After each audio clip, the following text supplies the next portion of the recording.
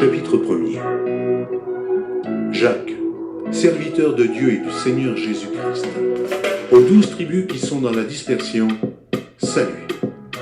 Mes frères, regardez comme un sujet de joie complète les diverses épreuves auxquelles vous pouvez être exposés, sachant que l'épreuve de votre foi produit la patience. Mais il faut que la patience accomplisse parfaitement son œuvre, afin que vous soyez parfaits et accomplis, sans faillir de rien. Si quelqu'un de vous manque de sagesse, qu'il la demande à Dieu, qui donne à tous, simplement et sans reproche, et elle lui sera donnée. Mais qu'il la demande avec foi, sans douter. Celui qui doute est semblable au flot de la mer, agité par le vent et poussé de côté et d'autre. Un tel homme ne s'imagine pas qu'il recevra quelque chose du Seigneur. C'est un homme irrésolu, inconstant dans toutes ses voies. Que le frère de condition humble se glorifie de son élévation.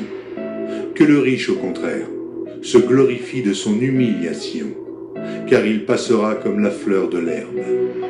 Le soleil s'est levé avec sa chaleur ardente, il a desséché l'herbe, sa fleur est tombée, et la beauté de son aspect a disparu. Ainsi, le riche se flétrira dans ses entreprises. Heureux l'homme qui supporte patiemment la tentation, car après avoir été éprouvé, il recevra la couronne de vie que le Seigneur a promise à ceux qui l'aiment. Que personne, lorsqu'il est tenté, ne dise « c'est Dieu qui me tente », car Dieu ne peut être tenté par le mal, et il ne tente lui-même personne. Mais chacun est tenté quand il est attiré et amorcé par sa propre convoitise. Puis la convoitise, lorsqu'elle a conçu, enfante le péché, et le péché étant consommé, produit la mort. Ne vous y trompez pas, mes frères bien-aimés. Toute grâce excellente et tout don parfait descendent d'en haut, du Père des Lumières, chez lequel il n'y a ni changement, ni ombre de variation. Il nous a engendrés selon sa volonté, par la parole de vérité, afin que nous soyons en quelque sorte les prémices de ses créatures.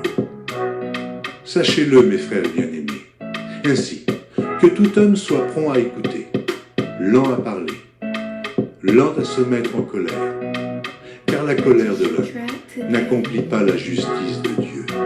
C'est pourquoi, rejetant toute souillure et tout excès de malice, recevez avec douceur la parole qui a été plantée en vous et qui peut sauver vos âmes. Mettez en pratique la parole et ne vous bornez pas à l'écouter en vous trompant vous-même par de faux raisonnements. Car si quelqu'un écoute la parole et ne la met pas en pratique, il est semblable à un homme qui regarde dans un miroir son visage naturel et qui, après s'être regardé, s'en va et oublie aussitôt qui il était. Et celui qui aura plongé les regards dans la loi parfaite, la loi de la liberté, et qui aura persévéré, n'étant pas un auditeur oublieux, mais se mettant à l'œuvre, celui-là sera heureux dans son activité.